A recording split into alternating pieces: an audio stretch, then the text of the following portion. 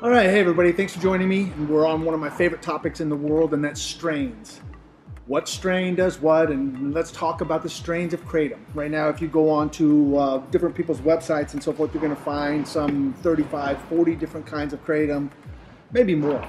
Red vein, white vein, we hear purple, we hear all kinds of stuff about all the different strains of Kratom. So now we have Dr. McCurdy, who's gave a little talk on STEM Talk, and one of the first things he addresses is the subject of strains. As they've been researching Kratom for 13 years, and one of the areas that they first became interested in was what happens, tell us about these strains. We read on the internet, this white strain is great for energy, this is great for this happens for this. We even have medical people saying that they make special blends for people with all of this stuff with the different strains.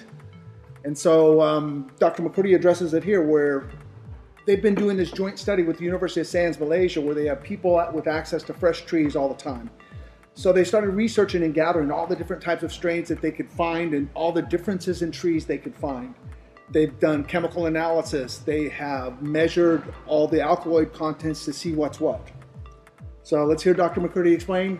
Tell us everything we've ever wanted to know about strains. Kratom is quite interesting from the standpoint that if you don't know anything about it and you kind of just look into it, suddenly you're faced with the fact that you see multiple types of strains of Kratom. So you might see a white vein or a red vein or a green vein strain. You might see a smooth leaf or horned leaf. And these are all truly distinct Mitragynous speciosa leaves that form. It's interesting though, because some of the native farms in Thailand and Malaysia where they grow trees for research study, it doesn't seem to be just the one species. They seem to kind of grow amongst each other, and they're not really sure really how those different species sort of have arisen. And you'll see that some people will claim that the red vein is more potent than the white vein, and actually in reality, the white vein and the green vein are exactly the same plant, but they are What?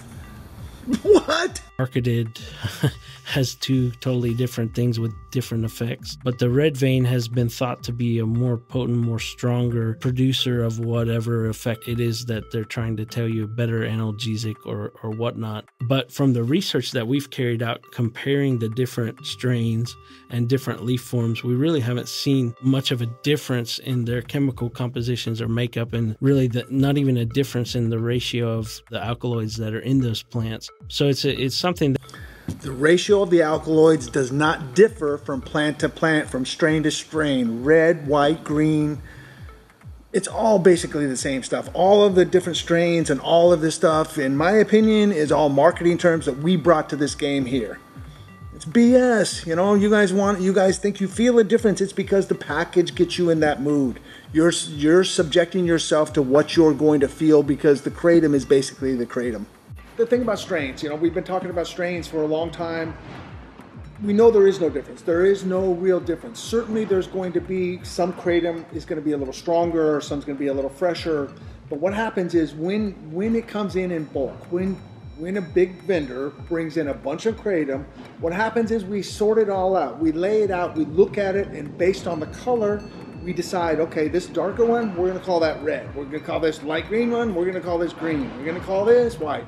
We simply randomly choose what we're going to call it, because we need the products that are in the same type of packaging to look the same. So we want all the reds to look the same, we want all the whites to look the same, we want all the greens to look the same, hopefully. But the other part of that is 99% of the trees grown in Malaysia are going to be red vein. We know this from University of Sands, Malaysia, and working with Dr. McCurdy. It's mostly red vein out there. So when everybody starts saying, well, this is green vein, this is white Sumatra, horned, blah, blah, blah, whatever they're saying it is, now we're dependent on these people in a third world country harvesting this plant and this single species of plant, or this single strain, to make only this batch. We're going to need a bunch of dried leaves from a bunch of ground up dried leaves from a third world country.